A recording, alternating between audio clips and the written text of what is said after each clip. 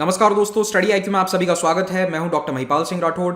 अभी जो आपने वीडियो क्लिप देखा वो फ्रेंच ओपन टेनिस टूर्नामेंट का था, जहां पर 30 सितंबर को एक धमाके की आवाज आई और उसके कारण कुछ देर के लिए खिलाड़ी चकित हो गए, रुक गए। और यह आवाज ना केवल रोलैंड गॉरोस में बल्कि पूरे पेरिस शहर में सुनाई दी। ये धमाके की आवाज से पेरिस के नागरिक डर भी गए, लेकिन बाद में फ्रांस की सरकार ने क्लैरिफिकेशन जारी किया कि ये एक सोनिक बूम था जो एक फाइटर जेट के कारण रिलीज हुआ था।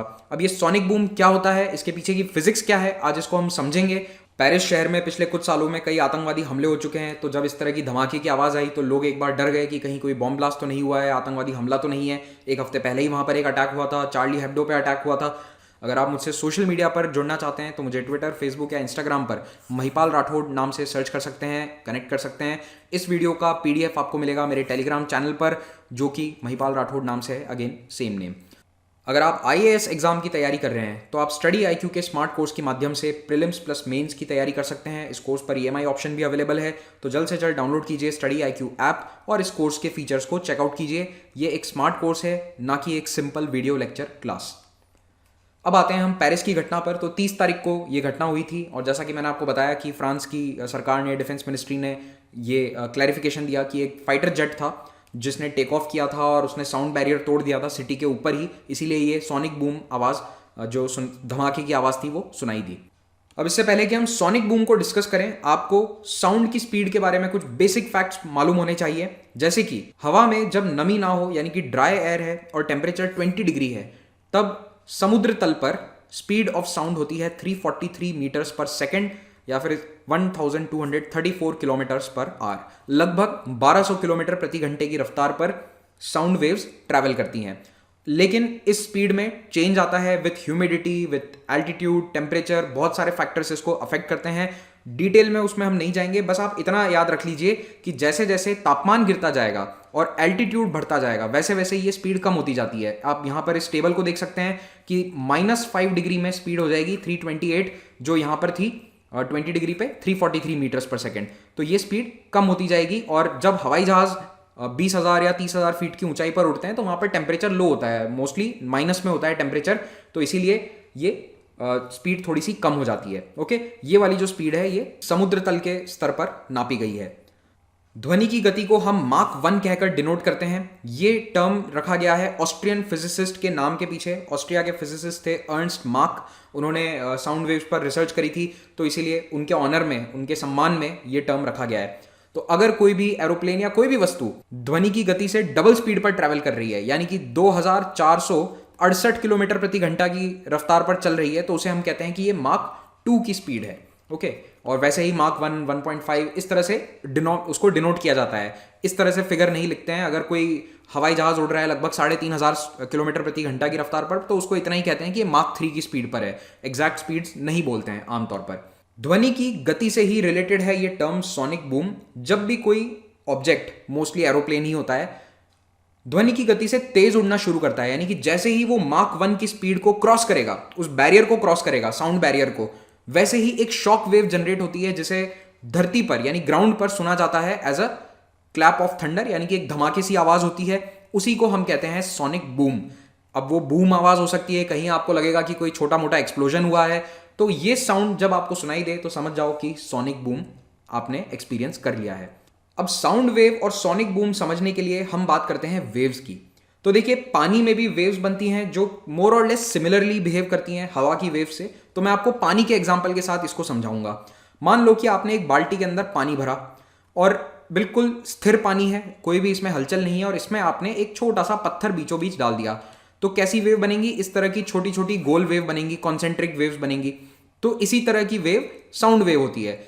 तो साउंड वेव भी कुछ इसी तरह से होती है। मान लो आपके पास कोई गोल ब्लूटूथ स्पीकर है, उसको आपने रख दिया है कमरे के बीचों बीच, तो चारों तरफ वो साउंड वेव प्रोपेगेट करेगा, कमरे में सभी को म्यूजिक सुनाई देगा।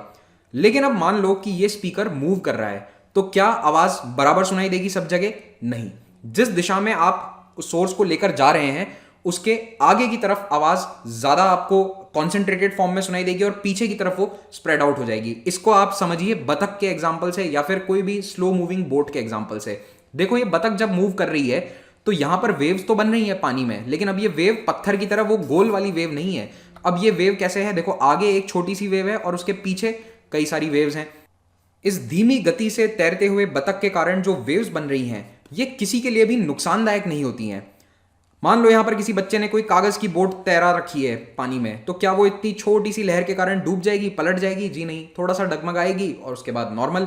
लेकिन अगर यही बतख या ये कोई ऑब्जेक्ट यहां पर 200 किलोमीटर प्रति घंटा की रफ्तार से चलने लगे तो क्या होगा? तो ये होगा। आपने स्पीड बोट्स देखी होंगी आई एम श्योर। तो स्पीड बोट के पीछे अलग तरह की वेव बनती है और यहां पर आप ध्यान दीजिए कि आगे की तरफ कोई भी वेव नहीं है। ये इतनी तेज गति से चल रही है बोट कि इसके आगे ऐसा वेव बनने का समय ही नहीं मिलता है। तो जो यहां पर एक वेव पैटर्न आगे बन रहा है छोटा सा, उस तरह का कोई वेव पैटर्न आगे नहीं है, केवल पीछे एक बड़ी सी लहर बनती है और ये लहर काफी बड़ी होती है। आप एरियल शॉट से देखिए, जब स्पीड बोट्स चलती हैं तो इस तरह की बड़ी लहर बनती है जिसको इंग्लिश में कहते हैं वेक। ओके, हिंदी में इसे क्या कहते हैं मुझे नहीं पता, अगर किसी को मालूम हो तो प्लीज कमेंट में बताइएगा। अब आप सोचो कि आप इसी तालाब के किनारे बैठे हो, मान लो यहां बैठे हो, ठीक है, ये वाला स्पॉट है, बड़ा अच्छा सा किताब पढ़ने के लिए बढ़िया जगह है, बेस्ट जगह है। इस शांत तालाब में जहां पर कोई हवा नहीं है, कोई नेचुरल लहरें नहीं उठ रही है, जनरली हवा के कारण थोड़ी बहुत लहरें बन जाती है लेक्स में, लेकिन यहां पर कोई लहर नहीं है। आप अपनी किताब पढ़ रहे हो यहां बैठकर और अचानक से ये स्पीड बोट पास होती है, तो क्या होगा कि 15-20 सेकंड बाद ये वाली जो बड़ी सी लहर है, जो ये वाली लहर है, ये किनारे तक पहुंचेगी और आपके किताब पढ़ने के माहौल को थोड़ा सा डिस्टर्ब कर देगी। तो वैसे आप किनारे बैठे हैं तो कोई डिस्टर्बेंस नहीं है, बोट के आने के पहले कोई डिस्टर्बेंस नहीं है, लेकिन जब ये स्पीड बोट निकली उसके बाद आपको थोड़ी देर बाद ये वेव महसूस होगी। तो कुछ ऐसा ही घटनाक्रम सोनिक बूम में भी होता है। हम यहाँ जमीन पर खड़े रहते हैं और हवाई जहाज जब उड़कर हवा में जाते हैं तो उनसे एक वेव फॉर्म बनता है जो हमें धरती पर सोनिक बूम के रूप में सुनाई देता है। तो देखिए, जब भी कोई ऑब्जेक्ट हवा में उड़ रहा है तो उसके आगे भी वेव बनेगी, पीछे भी वेव होगी, लेकिन ये हवाई जहाज इतने तेज उड़ रहे होते हैं तो इनके आगे का जो वेव फॉर्म है ये धीरे धीरे कंप्रेस होता जाता है। तो जैसा कि मैंने आपको वो स्पीकर वाले एग्जांपल से बताया था, अगर कोई स्टेबल ऑब्जेक्ट है, हिल नहीं रहा है, तो चारों दिशाओं में वेव जाएगी। लेकिन यहाँ पर एयरप्लेन चल रहा है तो जब तक वो 300-400 किलोमीटर प्रति घंटा की रफ्तार पर है तो कुछ इस तरह का पैटर्न आएगा। जैसे जैसे वो माक 1 के नजदीक आएगा तो पैटर्न चेंज हो गया। आप देखेंगे कि आगे की तरफ कोई भी वेव नहीं बन रही है, यहां पर ये ऑब्जेक्ट है, ये एरोप्लेन है, सारा वेव पीछे जा रहा है सर्कुलर। और जब ये माक को क्रॉस कर जाएगा, माक 1 से ज्यादा की स्पीड पर चलेगा, तो ये वेव फॉर्म एक कोन का रूप ले लेगा या फिर एक हाइपरबॉलिक वेव फॉर्म बना देगा और आगे कोई भी वेव नहीं नजर आएगी आपको और सारी वेव एक साथ कंप्रेस होकर पीछे की तरफ धकेल दी जाती है। तो ये जो वेव है जब धरती पर महसूस होती है यहां पर नीचे, तो यहां पर मान लो कोई व्यक्ति खड़ा है तो उसे ये वेव सुनाई देगी, तब उसे एक धमाके के रूप में ये सुनाई देगी। उसका रीजन क्या है कि सारी साउंड वेव कंप्रेस हो रही है, कंप्रेस होकर पीछे की तरफ धकेली जा रही है, तो इसीलिए वो साउंड वेव अचानक से जब सुनाई देती है तो वो बूम की तरह आवाज उसे सुनाई देती है। जो मैंने आपको अभी चित्र के माध्यम से समझाया है वो यहाँ पर लिखा हुआ है, आप चाहें तो इसे पॉज करके पढ़ सकते हैं।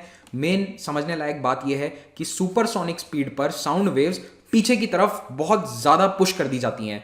तो अगर कोई आगे खड़ा है तो उसको तो सुनाई भी नहीं देगा कि कोई हवाई जहाज आ रहा है, उसकी आवाज़ नहीं सुनाई देगी, दिखाई देगा लेकिन सुनाई नहीं देगा।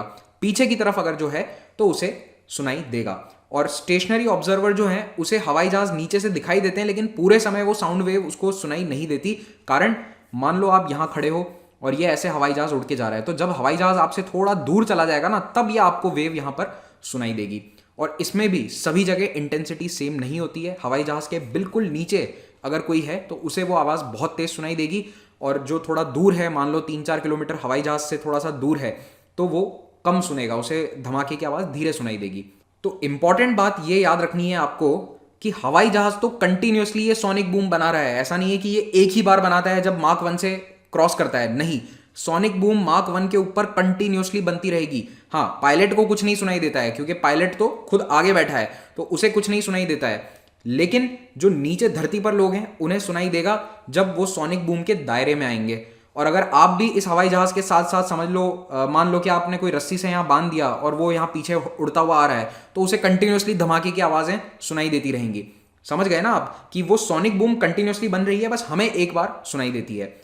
ये साउंड वेव्स एरोप्लेन के पीछे एक कोनिकल शेप बनाती हैं, तो इसीलिए इसको माक कोन भी कहा जाता है, ये टर्म याद रखिएगा। और जहां पर भी ये आवाज सुनाई देगी इस एरिया को बूम कारपेट कहते हैं। ये टर्म भी एसोसिएटेड है सोनिक बूम से, यानी कि कारपेट टाइप एक एरिया है जहां पर पूरा ये सोनिक बूम सुनाई देगा, तो उसे बूम कारपेट कहा जाता है। तो ये दो टर्म्स भी यूज होते हैं। सोनिक बूम के कारण किस तरह की समस्या आ सकती है। सोनिक बूम जब लो एल्टीट्यूड पर आ जाता है, यानी कि अगर एक प्लेन टेक ऑफ करते ही तुरंत मैक 1 की स्पीड अचीव कर लेता है, तो ये प्रॉब्लमेटिक हो सकता है। प्रॉब्लम क्या होती है, ये वेव जो है ये घरों के ग्लास तोड़ देती है, खिड़की दरवाजे पूरे हिल जाते हैं, कई बार घरों में क्रैक्स भी आ सकते हैं अगर दीवारें मजबूत नहीं है। जिन लोगों को हेल्थ इश्यूज़ हैं उनके लिए बहुत प्रॉब्लमेटिक हो सकता है। कई लोग घबरा जाते हैं इससे, ऐसा लगता है उन्हें धमाका हुआ है आसपास कहीं। मैं खुद सोनिक बूम एक्सपीरियंस करता रहता हूँ, क्योंकि मेरे घर के ऊपर से कई सारे फाइटर जेट्स करते हैं प्रैक्टिस, जब भी कोई एक्सरसाइज एटसेट्रा होती है तो दरवाजे पूरे हिल जाते हैं अच्छे से। तो it is loud and startling. अब जिन्हें आदत हो जाती है उन्हें पता है कि ये सोनिक बूम है, लेकिन जिन्हें नहीं पता उनके लिए बहुत नुकसानदायक है। अगर रात को कोई सो रहा है और उस समय ये सोनिक बूम आती है तो लोग घबरा भी सकते हैं और छोटे मोटा डैमेज हो सकता है। तो आमतौर पर दुनिया के जितने भी मिलिट्री एयरबेस हैं वो स्ट्रिक्ट इंस्ट्रक्शंस देते हैं फाइटर पायलट्स को कि आप आबादी क्षेत्र के ऊपर माक 1 से ज़्यादा की स्पीड अचीव नहीं करोगे। तो जनरली वो टेक ऑफ करके अच्छी खासी ऊंचाई पर पहुंच जाते हैं, 20-30 हज़ार फीट पर, तब वो अपनी स्पीड बढ़ाते हैं, माक 1 के ऊपर जाते हैं। वरना इतने लो एल्टीट्यूड पर टेक ऑफ करते या लैंडिंग से तुरंत पहले वो माक 1 की स्पीड पर नहीं उड़ाते। लेकिन कभी कभी क्या होता है ना, इमरजेंसी सिचुएशन हो जाती है। जैसा पेरिस में क्या हुआ था कि एक सिविल एयरक्राफ्ट था जिससे संपर्क कट गया था एटीसी का, एयर ट्रैफिक कंट्रोल का। एयरफोर्स ने अपना फाइटर जेट लॉन्च किया और कहा कि तुरंत जाकर उससे संपर्क करो, देखो विजुअली कि वो हवा में है नहीं है, क्या हो गया है, क्योंकि ये एक बहुत बड़ा रिस्क है कि एटीसी से संपर्क कट गया किसी सिविल एयरक्राफ्ट का। तो इसीलिए वो फ्रांस का रफेल एयरक्राफ्ट था जिसने टेक ऑफ किया पेरिस शहर के पास में एक मिलिट्री बेस है वहां से, और टेक ऑफ करते ही उसने तुरंत अपनी मैक्सिमम स्पीड अचीव करने की कोशिश करी। इसीलिए पेरिस शहर के ऊपर ये सोनिक बूम सुनाई दिया। आमतौर पर ये सुपरसोनिक फ्लाइट्स बैंड होती हैं आबादी क्षेत्र के ऊपर। जनरली इस तरह की फ्लाइट्स ओशंस पर होती हैं, समुद्र के ऊपर होती हैं, ताकि आबादी को दिक्कत ना हो। हवाई जहाज़ हमेशा से इतना तेज़ नहीं उड़ सकते थे। अर्ली 1900s में जब उनका आविष्कार हुआ था राइट ब्रदर्स के द्वारा, तब तो बहुत ही कम स्पीड होती थी, 30-40 किलोमीटर प्रति घंटा की रफ्तार पर उड़ते थे हवाई जहाज़।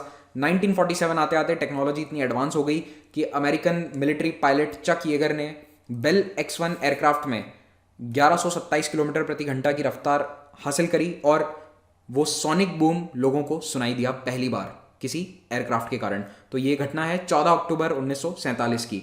और अब तो बहुत सारे प्लेन हैं जो ये सोनिक साउंड बैरियर को तोड़ देते हैं। सिविल एयरक्राफ्ट एक ही था, कमर्शियल कॉनकोर्ड, जो इस गति पर चलता था। अब वो बंद हो गया क्योंकि कमर्शियली सक्सेसफुल नहीं था। बाकी दुनिया में बहुत सारे एयरक्राफ्ट्स हैं जो अब इससे तेज़ उड़ सकते हैं।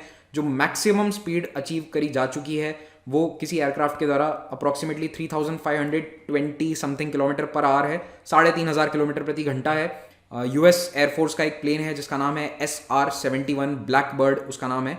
उसने ये स्पीड अचीव करी थी, लेकिन 1980s के बाद इस तरह के रिकॉर्ड बनाने की कोशिश नहीं होती है, क्योंकि अब नासा जो है वो बिना पायलट के एयरक्राफ्ट्स इस तरह के लॉन्च करता है। कुछ एक्सपेरिमेंटल फ्लाइट्स करी थी नासा ने 2004-2010 में, जिसमें 10,000 किलोमीटर पर आवर की स्पीड तक उन्होंने अचीव किया था, लेकिन उसमें कोई इंसान नहीं था, तो इसलिए उसको हम रिकॉर्ड में जनरली कंसिडर नहीं करते हैं। भारतीय वायुसेना की अगर हम बात करें तो हमारे पास भी एयरक्राफ्ट्स हैं ऐसे जो ध्वनि की गति से तेज उड़ान भर सकते हैं।